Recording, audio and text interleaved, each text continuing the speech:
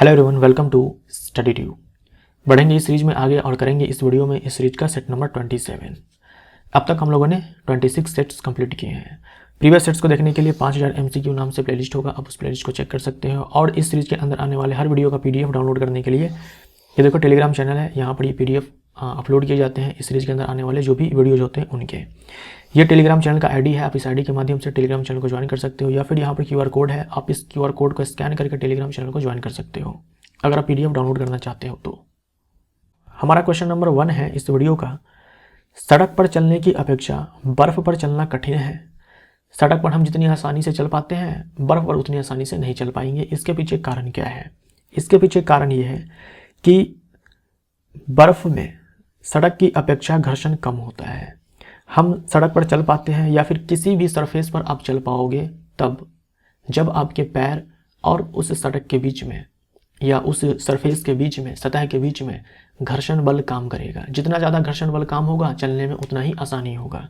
घर्षण बल अगर नहीं होगा तो चलने में हमें प्रॉब्लम होगी। तो घर्षण बल अधिक होता है सड़क पे बर्फ की तुलना में, इसीलिए हम लोग चल पाते हैं। निम्न में से किस अभिक्रिया को द्विविस्थापन अभिक्रिया माना जाएगा? द्विविस्थापन अभिक्रिया, द्विविस्थापन अभिक्रिया में क्या होता है? आयंस एक्सचेंज होते हैं, आयनों का आदान प्रदान होता है। यहाँ देखो हमारे पास दो अभिकारक हैं और मिलकर के एक उत्पाद यहाँ पर बना रहे हैं। तो जब दो अभिकारक, दो या दो से ज़्यादा अभिकारक भी हो सकते हैं लेकिन उत्पाद एक ही होगा, तो उससे हम लोग बोलेंगे संयोजन अभिक्रिया। संयोजन अभिक्रिया इंग्लिश में बोलते हैं कॉम्बिनेशन रिएक्शन। इसके ठीक उल्टा होता है डिकम्पोजिशन रिएक्शन, यानी कि वियोजन अभिक्रिया, जिसे हम लोग अपघटन अभिक्रिया भी बोलते हैं। इसमें क्या होगा? ठीक उल्टा, एक हमारे पास अभिकारक होगा जो टूट जाएगा दो या दो से अधिक उत्पाद में। तो यहाँ पर एक अभिकारक है, टूट गया दो उत्पाद में, तो इसे बोलते हैं वियोजन अभिक्रिया या इसी को बोलते हैं डिकम्पोजिशन रिएक्शन। उसके बाद यहाँ देखो बी में, हमारा आंसर ना तो डी है ना ही ए है। बी में देखो जिंक ने क्या करा है कि यहाँ पर फेरिक क्लोराइड से आयरन को, फेरिक क्लोराइड से आयरन को विस्थापित कर दिया। यहाँ देखो अकेले कर दिया इसको, और क्लोरीन के साथ जाकर के खुद चिपक गया। तो जिंक ज़्यादा क्रियाशील धातु है आयरन की तुलना में, तो ये क्या करेगा? आयरन को विस्थापित कर देगा उसके यौगिक से और अपना यौगिक बना लेगा। तो ये है डिस्प्लेसमेंट रिएक्शन। डिस्प्लेसमेंट रिएक्शन यानी कि विस्थापन अभिक्रिया, या फिर एकल विस्थापन अभिक्रिया भी बोल सकते हो, सिंगल डिस्प्लेसमेंट रिएक्शन भी बोल सकते हो। सिंपली हम लोग डिस्प्लेसमेंट रिएक्शन भी बोलते हैं। ये भी आंसर नहीं है। उसके बाद है हमारे पास सी। यहाँ देखो ये अपने आप में एक अम्ल क्षारक अभिक्रिया भी है। ये अम्ल है हाइड्रोक्लोरिक अम्ल, ये पोटेशियम हाइड्रोक्साइड है, क्षारक है, और ये है पोटेशियम क्लोराइड लवण है, और ये जल है। अम्ल क्षार अभिक्रिया जब करते हैं तो लवण और जल बनता है, और ये अपने आप में एक द्विविस्थापन अभिक्रिया भी है। यहाँ देखो HCl में हमारे पास आयन है H+Cl-। पोटेशियम हाइड्रोक्साइड में हमारे पास आयन है K+OH-। मैंने आपसे कहा आयनों का आदान प्रदान होता है, मतलब एक का आयन दूसरे के पास चला जाएगा, दूसरे का आयन पहले के पास चला जाएगा। तो इसका जो कैटायन है H+, ये चला जाएगा इसके एनायन के साथ, तो और बना लेगा यहाँ पर क्या?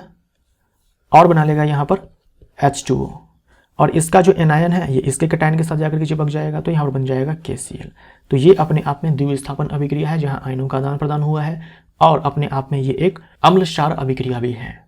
आंसर हमारा सी हो जाएगा। जल का अधिकतम घनत्व डैश पर होता है। जल का जो अधिकतम घनत्व है वो 4 डिग्री सेल्सियस पर होता है, और ये होता है 1 ग्राम पर क्यूबिक सेंटीमीटर। अगर आप SI यूनिट में बात करो तो 1000 किलोग्राम पर मीटर क्यूब, ये SI यूनिट में है। तो 4 डिग्री सेल्सियस को केल्विन में कन्वर्ट कर लो, 273 में हम जोड़ देंगे इस 4 को, तो ये हो जाएगा हमारा 277। बी हमारा आंसर हो जाएगा। पानी के 4 डिग्री सेल्सियस पर कोई पिंड तैरता है। यदि तापमान 1000 डिग्री सेल्सियस हो जाए तो, अब आप ये ग्राफ समझ चुके हो कि 4 डिग्री सेल्सियस पर जो है घनत्व मैक्सिमम होता है, और जस्ट अभी मैंने आपसे कहा कि ये 1 ग्राम पर सीसी होता है, पर क्यूबिक सेंटीमीटर। SI यूनिट में बात करें तो 1000 किलोग्राम पर मीटर क्यूब। 4 डिग्री सेल्सियस में मैक्सिमम होता है। अब 4 डिग्री सेल्सियस से तापमान बढ़ाओगे या कम करोगे तो घनत्व कम ही होगा। तो 4 डिग्री सेल्सियस पर कोई पिंड तैर रहा था पानी में, अब उस पानी का टेम्परेचर बढ़ा करके हमने 1000 डिग्री सेल्सियस कर दिया है। इसका मतलब क्या हुआ कि जो घनत्व है वो पहले से अब कम हो जाएगा। तो अगर घनत्व पहले से कम हो जाएगा पानी का, तो पिंड उसमें डूब जाएगा, क्योंकि पिंड का घनत्व ज़्यादा हो जाएगा।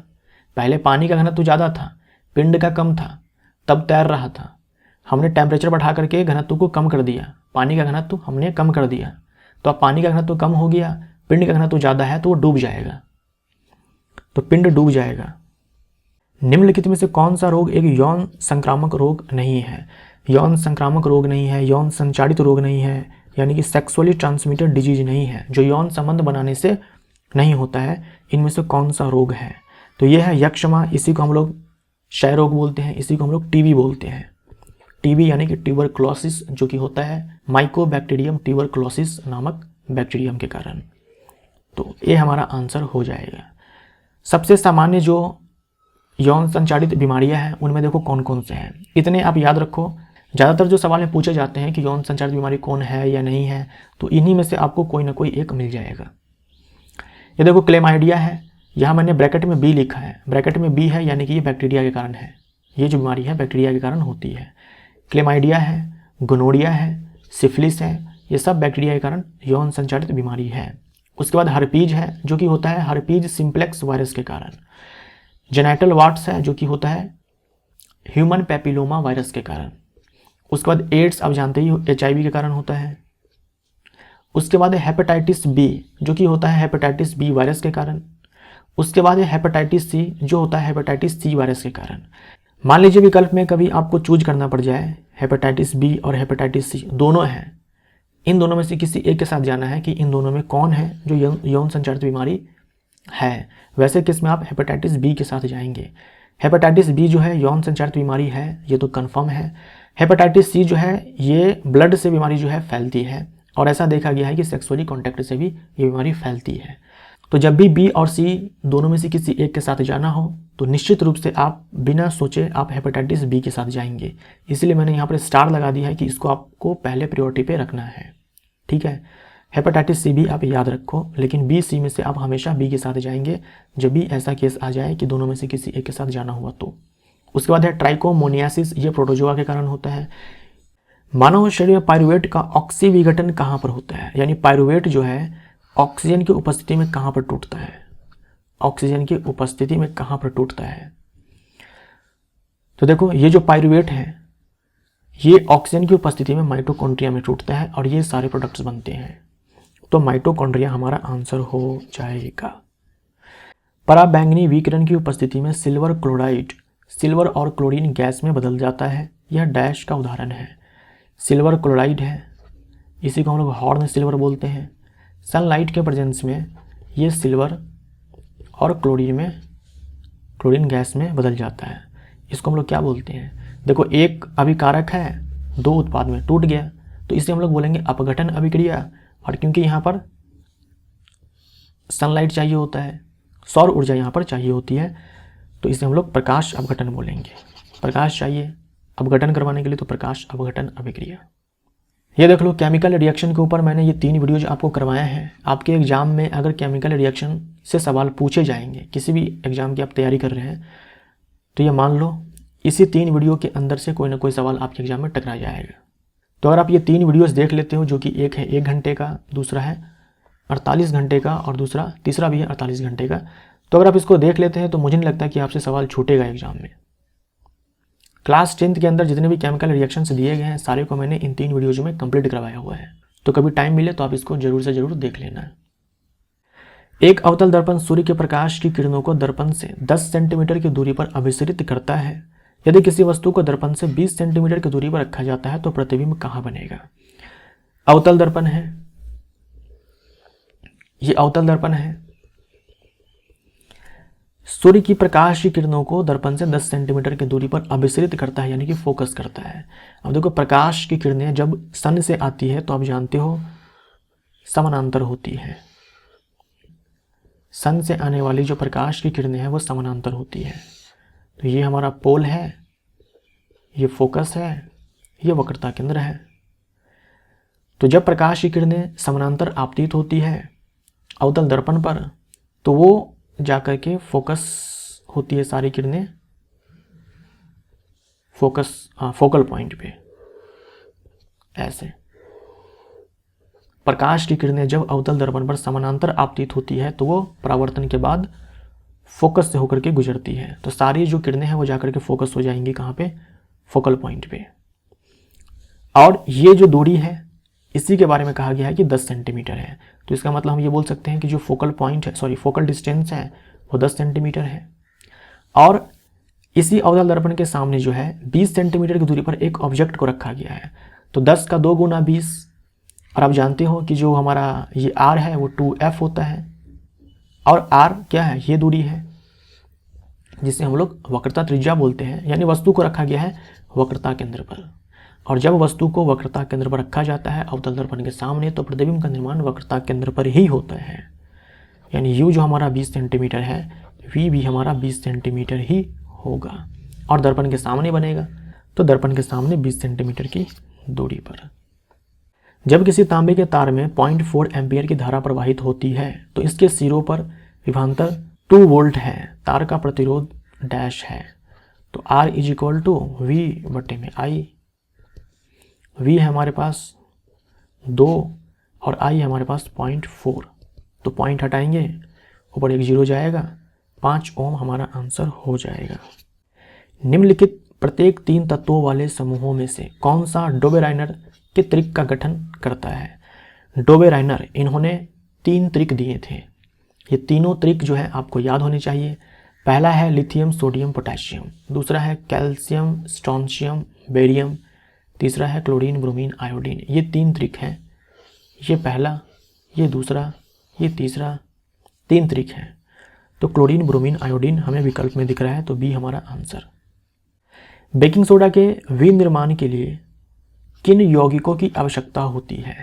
हमें बेकिंग सोडा बनाना है तो इनमें से बताइए किन किन यौगिकों का इस्तेमाल किया जाएगा। साधारण नमक है, कार्बन डाइऑक्साइड है, अमोनिया है और जल भी होता है। सी हमारा आंसर हो जाएगा।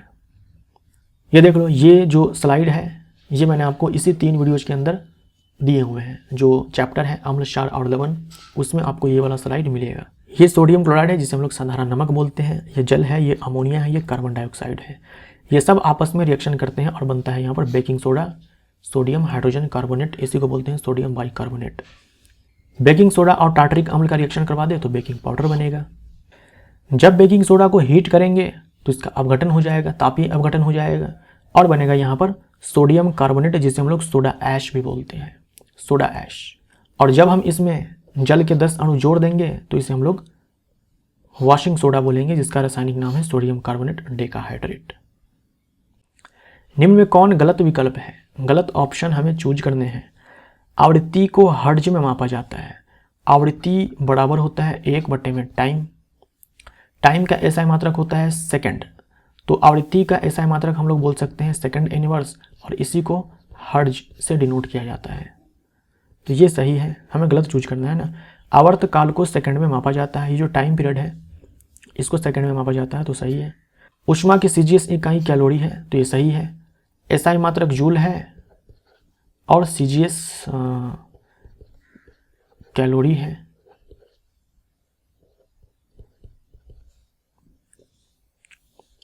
हीट के लिए, ऊष्मा के लिए, तो ये भी सही है। विशिष्ट प्रतिरोध को ओम में मापा जाता है। विशिष्ट प्रतिरोध को ही हम लोग सिंपली बोलते हैं प्रतिरोधकता। प्रतिरोधकता यानी कि रेजिस्टिविटी। विशिष्ट प्रतिरोध यानी कि स्पेसिफिक रेजिस्टेंस, उसी को हम लोग रेजिस्टिविटी बोलते हैं। विशिष्ट प्रतिरोध को ही हम लोग प्रतिरोधकता बोलते हैं। तो R is equal to rho L/A होता है। यहाँ से रो क्या हो जाएगा, इसी को बोलते हैं विशिष्ट प्रतिरोध। ये हो जाएगा हमारा R इंटू में A और बट्टे में L। सारे का एसआई मात्रक लिख दो। ये जो प्रतिरोध है इसका एसआई मात्रक ओम होता है, एरिया का एसआई मात्रक मीटर स्क्वायर हो जाएगा और लेंथ का मीटर हो जाएगा। इस मीटर से ये स्क्वायर खत्म हो जाएगा, तो ओम मीटर ये एसआई मात्रक है इस विशिष्ट प्रतिरोध के लिए। हमें कहा गया कि ओम में मापा जाता है, तो ये गलत हो जाएगा, हमें गलत ही चूज करना था, तो आंसर डी हो जाएगा। हमारे तंत्र में अधिकतम एटीपी अणुओं का उत्पादन करने वाला पथ है। यहाँ देख लो आप, अगर हमारे बॉडी में जो ग्लूकोज का विघटन है इस वाले रास्ते पे होता है तो सबसे ज़्यादा एटीपी का प्रोडक्शन होता है। कहाँ हो रहा है? माइटोकॉन्ड्रिया में। 36 एटीपी आप याद रख सकते हो। एक ग्लूकोज के टूटने से 36 एटीपी का निर्माण होता है। एटीपी को हम लोग एनर्जी करेंसी बोलते हैं, ऊर्जा मुद्रा बोलते हैं। इसका फुल फॉर्म होता है एडिनोसाइन ट्राइफॉस्फेट। कई बार हम लोग एटीपी के ऊपर बात कर चुके हैं। तो सबसे ज़्यादा जो है इसी वाले पथ पे एनर्जी का प्रोडक्शन होता है और यही कारण है कि हम माइटोकॉन्ड्रिया को पावर हाउस बोलते हैं, कोशिका का बिजली घर बोलते हैं, power house of the cell बोलते हैं, क्योंकि यहाँ पर देख लो एनर्जी का प्रोडक्शन सबसे ज़्यादा होता है। और जो हमारे पेशी कोशिका में ये पथ चला जाता है, यहाँ पर भी ऊर्जा मिलती है। देखो यहाँ ऊर्जा लिखा हुआ है ना, लेकिन यहाँ पर नहीं, 2 एटीपी, बस 2 एटीपी। यहाँ पर भी ऊर्जा है, यहाँ भी 2 एटीपी, यहाँ पर 36 एटीपी एक ग्लूकोज मॉलिक्यूल के टूटने से। तो हमारा आंसर क्या हो जाएगा? क्रेब्स चक्र। ये जो है ना, ये जो प्रोडक्शन होता है, क्रेब्स चक्र चलता है यहाँ पे, क्रेब्स साइकिल माइटोकॉन्ड्रिया में। मेथेन और क्लोरीन गैस से मेथिल क्लोराइड का बनना किस प्रकार की अभिक्रिया है? मीथेन था, क्लोरीन गैस के साथ रिएक्शन हुआ और मेथिल क्लोराइड यानी कि मिथाइल क्लोराइड बना। किस प्रकार की अभिक्रिया है? तो यह है प्रतिस्थापन अभिक्रिया, सब्स्टिट्यूशन रिएक्शन। और ये स्लाइड भी आपको मिलेगा उसी 3 वीडियो के अंदर जो मैंने अभी आपसे कहा। कार्बन और उसके यौगिक वाले चैप्टर में ये रिएक्शन आपको पढ़ने होते हैं। तो हाइड्रोकार्बन यानी कि एल्केन, एल्कीन, एल्काइन के कई प्रकार के रिएक्शंस होते हैं, जिनमें एक टाइप है प्रतिस्थापन अभिक्रिया, सब्स्टिट्यूशन रिएक्शन। सब्स्टिट्यूशन रिएक्शन यानी कोई होगा जो दूसरे को सब्स्टिट्यूट करेगा। जैसे यहाँ देखो मीथेन है, क्लोरीन के साथ रिएक्शन करवाया गया सनलाइट के प्रेजेंस में। यहाँ से देखो एक हाइड्रोजन को प्रतिस्थापित कर दिया एक क्लोरीन का एटम। यहाँ 4 हाइड्रोजन था, यहाँ पर अब 3 है। एक हाइड्रोजन के स्थान पर अब यहाँ पर एक क्लोरीन है। तो यह है प्रतिस्थापन अभिक्रिया की एक क्लोरीन ने एक हाइड्रोजन को प्रतिस्थापित कर दिया। ये जो कंपाउंड बना इसे हम लोग क्लोरोमीथेन बोलते हैं या फिर मिथाइल क्लोराइड बोलते हैं, जो आपसे सवाल में पूछा गया था।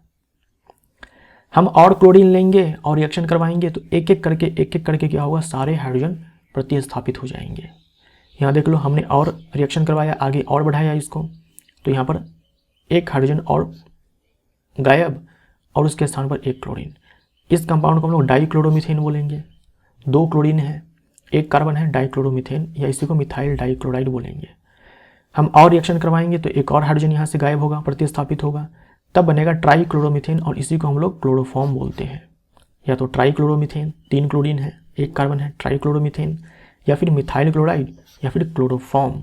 तो क्लोरोफॉर्म का जो फॉर्मूला है ये आपसे डायरेक्ट एग्जाम में पूछ लिया जाता है। ये क्लोरोफॉर्म है और ये है आइडोफॉर्म, CH3। अभी एक हाइड्रोजन और बचा हुआ है जो कि प्रतिस्थापित हो सकता है, तो हम और रिएक्शन करवाएंगे तो CCl4 बन जाएगा। इसी को हम लोग टेट्राक्लोरोमीथेन बोलते हैं, मिथाइल ट्राइक्लोराइड भी इसे बोल सकते हो। अब रिएक्शन जो है रुक जाएगी, क्योंकि अब तो हाइड्रोजन है ही नहीं, तो अब रिएक्शन जो है रुक जाएगी।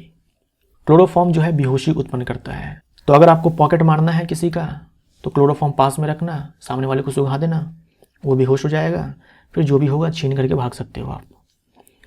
एल्केन बहुत कम क्रियाशील होते हैं। जो एल्केन होते हैं वो बहुत ही कम क्रियाशील होते हैं। अधिकांश अभिकर्मक के साथ अभिक्रिया ये नहीं करते हैं, क्योंकि इनमें जो कार्बन कार्बन सिंगल बॉन्ड होता है वो मजबूत होता है।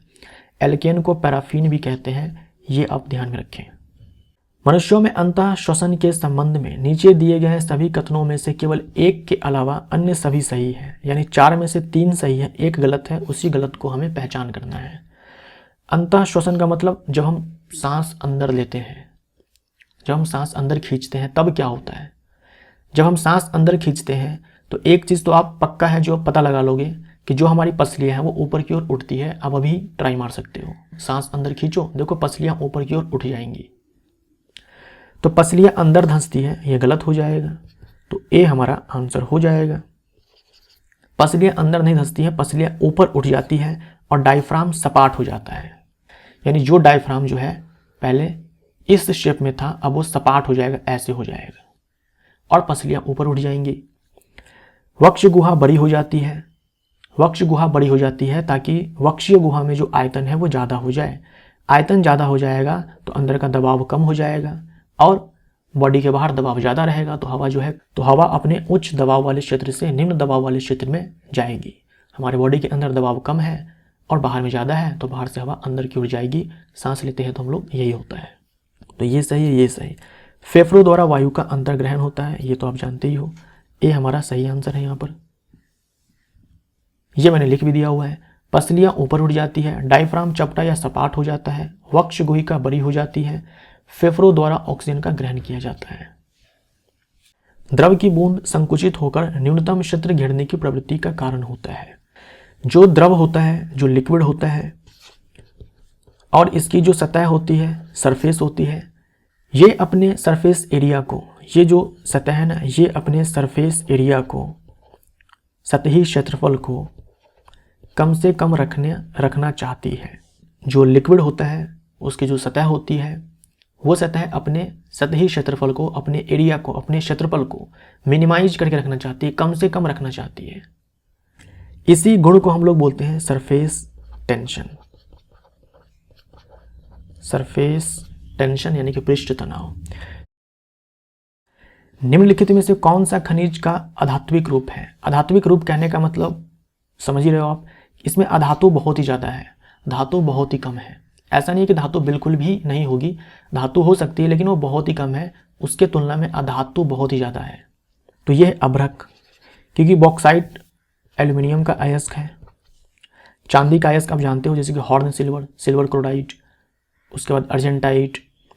लेड का जो सबसे फेमस अयस्क है, जो अयस्क होते हैं वो अपने आप में खनिज भी होते हैं, वो कौन है? गैलेना।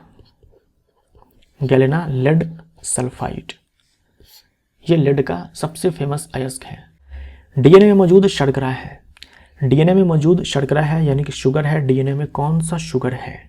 डीऑक्सीराइबो न्यूक्लिक एसिड, इसका फुल फॉर्म होता है डीऑक्सीराइबो न्यूक्लिक एसिड। अब डीऑक्सीराइबो इसीलिए बोलते हैं क्योंकि इसमें डीऑक्सीराइबोज शुगर है। और आरएनए को हम लोग राइबो न्यूक्लिक एसिड बोलते हैं क्योंकि इसमें राइबोज शुगर है। एनीमोमीटर से किसका मापन किया जाता है? एनीमोमीटर जो डिवाइस है, इससे वायु की गति मापी जाती है, तो पवन का वेग हमारा आंसर हो जाएगा। एनीमोमीटर से वायु की गति मापी जाती है। प्लाज्मा झिल्ली बनी होती है।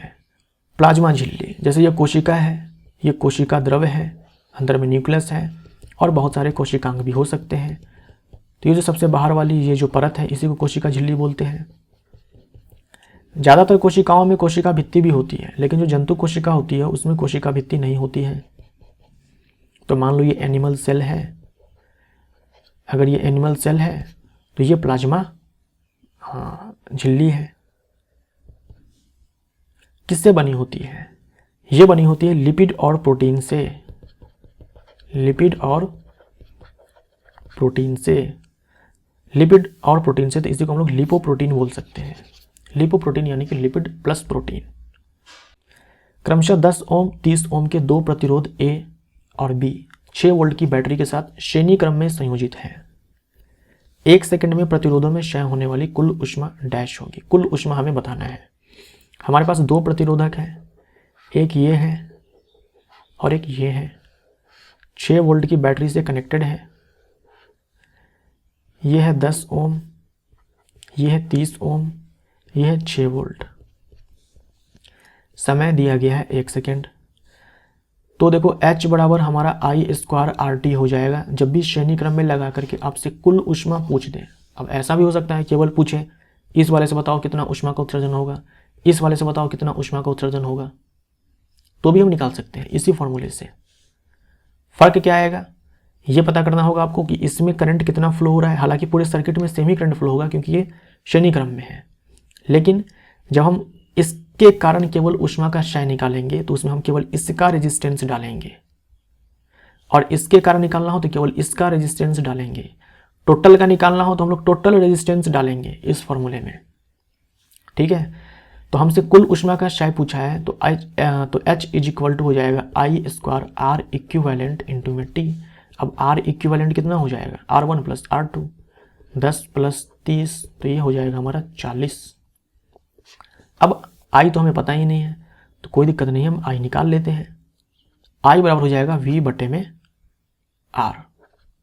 पूरे सर्किट में कितना करंट फ्लो हो रहा है, तो ये 6 हो जाएगा। अब जो R है वो R इक्विवेलेंट हम लिखेंगे, पूरे सर्किट में हमें करंट निकालना है, तो R इक्विवेलेंट हमारे पास 40 है, तो ये 3 बटे में 20 हो जाएगा। अब इसी I को यहाँ पर पुट कर दो, यहाँ बनाता हूँ मैं, H is equal to I square है, तो 3 बटे में 20 गुने में 3 बटे में 20। R इक्विवेलेंट हमारे पास 40 है और टाइम 1 है। सॉल्व करके देखिए 0.9 जूल आपको आंसर मिलेगा। किसी पदार्थ की उच्च सांद्रता से निम्न सांद्रता की ओर स्वतः गति करने की प्रक्रिया क्या कहलाती है? कोई पदार्थ है जो अपने उच्च सांद्रता वाले स्थान से निम्न सांद्रता वाले स्थान की तरफ अपने आप ही गति कर रहा है, उसे हम लोग क्या बोलेंगे? इस प्रोसेस को हम लोग विसरण बोलते हैं, विसरण। जैसे यहाँ देखिए, इसमें जल है, ये सारे जो कण है ना, ये जल के कण है ना, जल के अणु मान लो, ये जल के अणु हैं, जल के कण हैं। एक इंक का ड्रॉप यहाँ पर डाला गया। जब इंक का ड्रॉप डाला गया तो सबसे पहले जो ड्रॉप के कण थे, पार्टिकल्स थे, वो बस इसी वाले स्थान पे थे, यानी यहाँ पर इनका जो कंसंट्रेशन है, सांद्रता जो है वो उच्च है। अब धीरे धीरे धीरे धीरे आप जानते हो ये इंक पूरे ही द्रव में फैल जाएगा, यानी यहाँ पर उच्च सांद्रता है, इस पूरे वाले रीजन में निम्न सांद्रता है, तो ये अपने उच्च सांद्रता वाले स्थान से पूरे रीजन में निम्न सांद्रता वाले स्थान की तरफ चलता रहेगा, चलता रहेगा, चलता रहेगा और पूरे लिक्विड में ये फैल जाएगा। जब हर जगह सांद्रता बराबर, तो फिर ये मूवमेंट जो है रुक जाएगा। देख लो, धीरे धीरे धीरे जो है उच्च सांद्रता वाले स्थान से निम्न सांद्रता वाले स्थान की तरफ गति हो रही है और धीरे धीरे जो इंक है पूरे द्रव में फैल गया। इससे हम लोग विसरण बोलते हैं। जंतु कोशिकाओं में क्या अनुपस्थित होता है? जंतु कोशिकाओं में अनुपस्थित होता है एक तो कोशिका भित्ति और दूसरा लवक, ये दोनों ही अब्सेंट होते हैं। रसधानी हो भी सकती है, नहीं भी हो सकती है। ए और सी हमारा आंसर, बी और सी हमारा आंसर। निम्न में से क्या जंतु कोशिकाओं में बहुत छोटी या अनुपस्थित होता या होती है, जबकि पादप कोशिकाओं में बहुत बड़ा या बड़ी होता है या होती है? तो जंतु कोशिकाओं में ये अब्सेंट है या फिर बहुत ही स्मॉल है, तो ये कौन है? देखिए, रसधानी ठोस अथवा तरल पदार्थों की संग्राहक थैलियाँ हैं, स्टोर करने का काम करती है। जंतु कोशिकाओं में रसधानियाँ छोटी होती है या फिर अनुपस्थित होती है, जो इसमें नहीं लिखा हुआ है। पादप कोशिकाओं में रसधानियाँ बहुत बड़ी होती है। पादप कोशिकाओं की केंद्रीय रसधानी की माप कोशिकाओं के आयतन का 50 से 90% तक होता है। मतलब ऐसा होता है किसी किसी कोशिकाओं में, पादप कोशिकाओं में, कि कोशिका के अंदर जो सबसे बड़ा कोशिकांग है वो रसधानी ही हो जाती है। ये कोशिका का मान लो टोटल वॉल्यूम है, ये देख लो, ये रसधानी है, पूरा 90% तक ये वॉल्यूम जो है ऑक्युपाई कर सकती है रसधानी। इसीलिए रसधानी को जो है हम लोग पादप कोशिका का सबसे बड़ा कोशिकांग बोल देते हैं। लेकिन हर कोशिका के अंदर सबसे बड़ा कोशिकांग रसधानी ही हो, ऐसा जरूरी नहीं है। रसधानी हमारा आंसर हो जाएगा। ये जो सेंट्रोसोम है, अब्सेंट इन प्लांट सेल, पादप कोशिका में ये सेंट्रोसोम आपको नहीं मिलेगा, पादप कोशिका में नहीं मिलेगा। लोलक घड़ियां गर्मियों में सुस्त हो जाती है, क्योंकि लोलक घड़ियां यानी कि पेंडुलम क्लॉक जो है वो गर्मियों में सुस्त हो जाती है, क्योंकि ये देख लो, ये है लोलक और ये है घड़ी, तो हम इसे बोलते हैं लोलक घड़ी। इस लोलक घड़ी के आविष्कारक थे हाइजेन। हाइजेन इन्होंने आविष्कार किया था 1656 में इस लोलक घड़ी की। तो ये नाम भी आपको ध्यान में रखना है। मे भी आपने सुना होगा फिजिक्स में, हाइजेन, हाइजेन बोल दीजिए या फिर हाइजेन बोल दीजिए या फिर हुइजेन बोल दीजिए, जैसे बोलना है बोल लो। 1656 में इन्होंने लोलक घड़ी की आविष्कार की। अब ये जो लोलक है इसको हम लोग बॉब बोलते हैं और ये स्ट्रिंग है और जनरली धातु का ही ये होता है। इसकी लंबाई L है। अब इसका जो टाइम पीरियड है, ये देखो, ये जो है यहाँ पर आवर्ती गति हो रही है, ये आवर्ती गति हो रही है। तो इस आवर्ती गति के लिए जो टाइम पीरियड है, क्योंकि आवर्ती गति में कुछ ना कुछ टाइम पीरियड होता है, ये टाइम पीरियड देने के लिए हमारे पास फॉर्मूला होता है ये T = 2π√L/g, जहाँ g है गुरुत्वीय त्वरण। यहाँ देखो तो जो टाइम पीरियड है वो सीधा समानुपाती है स्क्वायर रूट ऑफ लेंथ के। धातु हो चाहे कोई द्रव हो, गैस हो, टेम्परेचर बढ़ाने पर उनका जो है प्रसार होता है, वो फैलते हैं।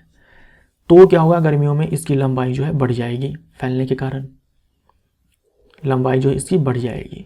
लंबाई अगर बढ़ जाएगी तो हम बोल सकते हैं ये जो टाइम पीरियड है ये भी बढ़ जाएगा। अगर टाइम पीरियड बढ़ जाएगा तो घड़ी जो है सुस्त हो जाएगी, यानी कि स्लो हो जाएगी, तो लोलक की लंबाई बढ़ जाती है। और अगर लोलक की लंबाई कम हो जाए तो क्या होगा, टाइम पीरियड कम। ऐसे केस में क्या होगा, जो घड़ी है फास्ट हो जाएगी, फास्ट हो जाएगी। तो यहाँ पर हमारा समाप्त होता है सेट नंबर 27। वीडियो अगर आपको अच्छा लगा हो तो वीडियो को लाइक करना ना भूलें। मिलते हैं अगले सेट में। Thank you so much.